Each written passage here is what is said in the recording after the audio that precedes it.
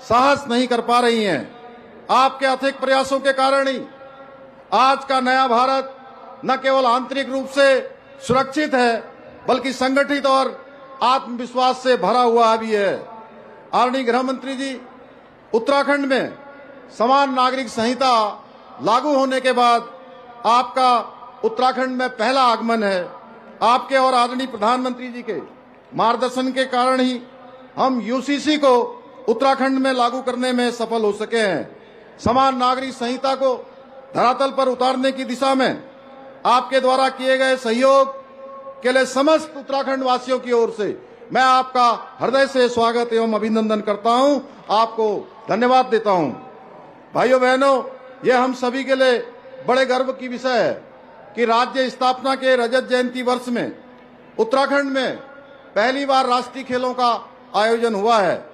खेलों के इस महासंगम में देश भर से पधारे 16,000 से अधिक एथलीट 35 खेल विधाओं में प्रतिभाग करके 448 स्वर्ण, 448 रजत तथा 594 कांस्य पदक जीते हैं। इस दौरान कई खिलाड़ियों द्वारा राष्ट्रीय स्तर पर अनेक रिकॉर्ड स्थापित किए गए हैं और भविष्य में भारत का प्रतिनिधित्व करने की क्षमता रखने वाले बहुत से चैंपियन भी उभर कर सामने आए हैं। इस बार के राष्ट्रीय खेलों का आयोजन कई मामलों में विशिष्ट रहा है। इन खेलों में जहां हमने पहली बार योग और मलखम्ब जैसे अपने पारंपरिक खेलों को शामिल करने का ऐतिहासिक कार्य किया है, वहीं रात्रि काल में रिवर राफ्टिंग की प्रतियोगिता का आयोजन कर वर्ल्ड रिकॉर्ड भी बनाया है।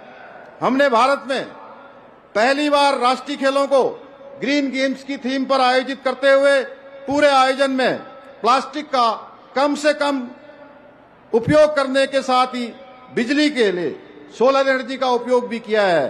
खेलों के दौरान जहां एक और खिलाड़ियों को मेडल को ई वेस्ट और खेल किटों को रिसाइकिल्ड पदार्थों से तैयार किया गया है, वहीं ट्रांसपोर्टेशन हेतु ई वाहनों का प्रयोग भी किया गया है। इन सभी नवाचारों के साथ पर्यावरण के प्रति अपनी प्रतिबद्धता को और अधिक मजबूत करते हुए 2.77 हेक्टेयर वन क्षेत्र को खेल वन के रूप में स्थापित करने का निर्णय लिया गया है। प्रत्येक पदक विजेता खिलाड़ी के नाम से रुद्राक्ष के 1600 पेड़ लगाए जाएंगे।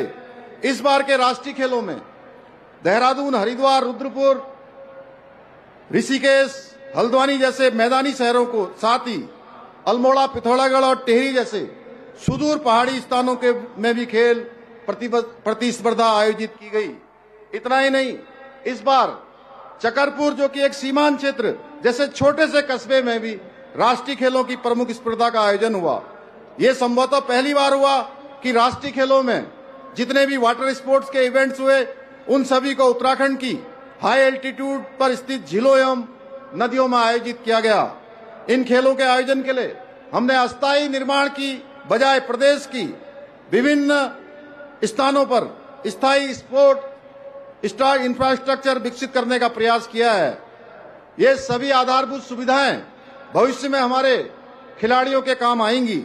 मुझे बताते हुए हर्ष की अनुभूति हो रही है कि 38वें राष्ट्रीय खेलों को सफलतापूर्वक आयोजित करने के साथ साथ उत्तराखंड ने इन खेलों में 24 स्वर्ण पदकों के साथ रिकॉर्ड 102 पदक अर्जित किए हैं। इन परिणामों से हमारे युवा खिलाड़ियों को प्रेरणा मिलेगी। मुझे पूर्ण विश्वास है इन खेलों के दौरान विभिन्न राज्यों से पधारे आप सभी खिलाड़ियों और स्पोर्ट स्टाफ ने उत्तराखंड के मौसम, प्राकृतिक सौंदर्य और आतिथ्य तीनों का आनंद